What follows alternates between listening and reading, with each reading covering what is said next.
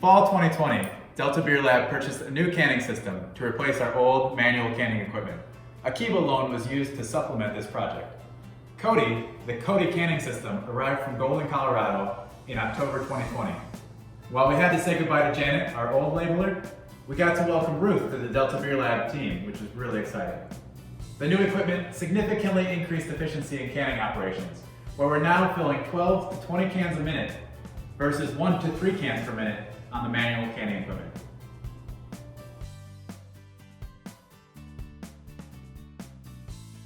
At Delta Beer Lab, we use a depalletizer to supply a large amount of empty cans to start the canning process. The aluminum cans are inspected and go through a quality control. We raise the pallet of new cans to the height of the in-feed conveyor, and then we guide the cans onto the conveyor, which results in the cans forming a single line to start the canning process.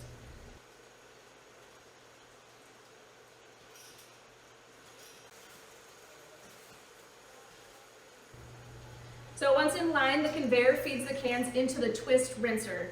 The rails rotate the cans upside down and all cans are sprayed with water to remove dust or other impurities.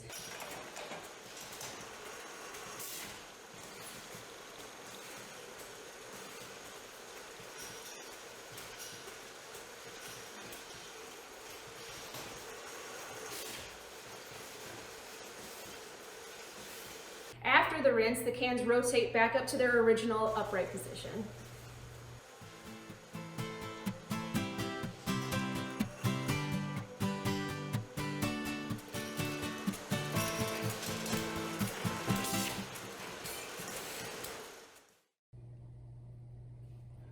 The next step in the process is the removal of air from the cans.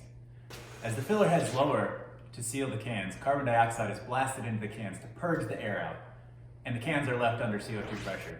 This is an important step before filling because oxygen is in the air, and oxygen is bad for beer.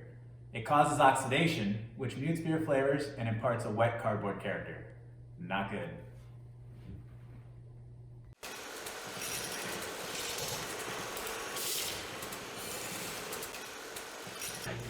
Our filler has 3 can fill heads and it is actually expandable to 6 fill heads as we grow. With the fill heads lowered from the purge stage, Cody dispenses the beer. The filling valve is opened and CO2 pressure is released by a set of differential or delta, which allows beer from the storage tank to flow into the cans without losing carbonation. The filling operator controls several settings: fill speed, pressure drop, and pressure release, based on the recipe for each specific style of beer.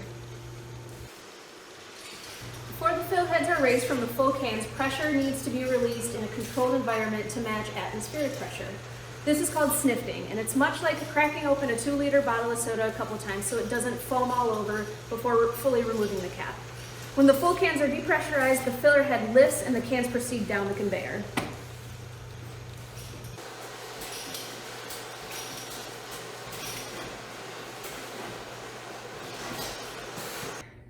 As the cans are conveyed along a short section of track, a controlled foam forms at the top of each can. This further acts to eliminate oxygen in the final package. The foaming can moves forward, triggering a sensor that drops a lid for each can. The edge of the lid is caught by the can, and then the lid is pressed onto the can, displacing the foam.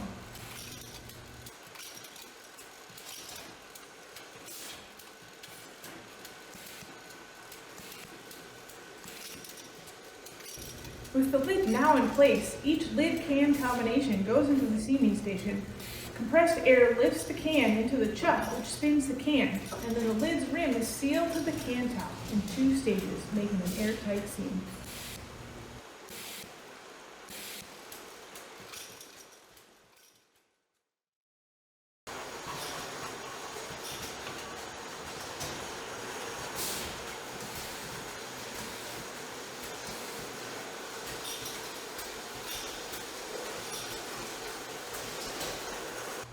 After seaming, the cans are directed by a really fancy electrical wire onto the final track.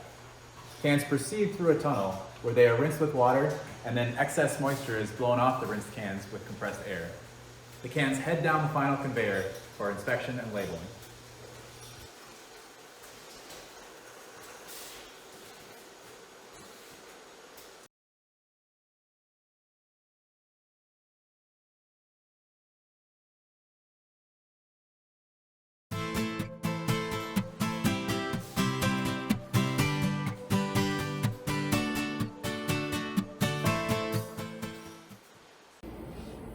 So even though the filler operator is controlling settings to ensure that 16 ounces fills each can, cans are randomly weighed on a scale to validate quality standards.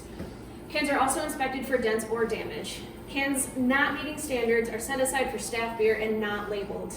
Once inspected, cans move to the labeling machine named Roof. Rest in power. A belt rotates, spinning the can so the entire label adheres. The pre-printed labels include a great background with mathematical equations and chemistry formulas.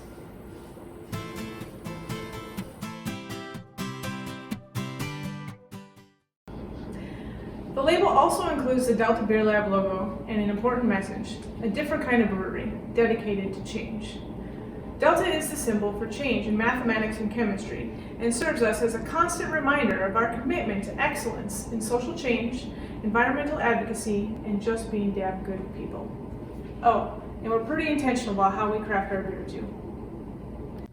Labels include a trademark square that identifies the style of beer using a Delta Beer Lab element designation. Beer styles are also represented by a specific color theme. For example, blue is malty, red is hoppy, pink is Belgian style, and so on. Our cans also feature the 1% for the Planet logo, highlighting our pledge to donate 1% of all of our revenue to organizations working hard for our environment.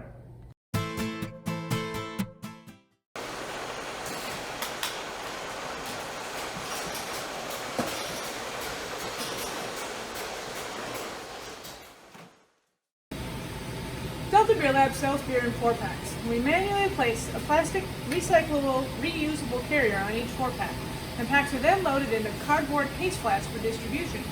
Cases are housed here at the Delta Beer Lab for carry-on sales and are delivered to a variety of markets, grocery stores, and liquor stores in the Madison, Wisconsin area for purchase.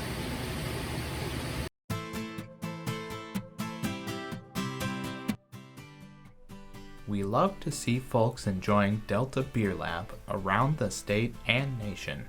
In your backyard, in a kayak, on vacation, in the wild. Share the love with #DeltaInTheWild.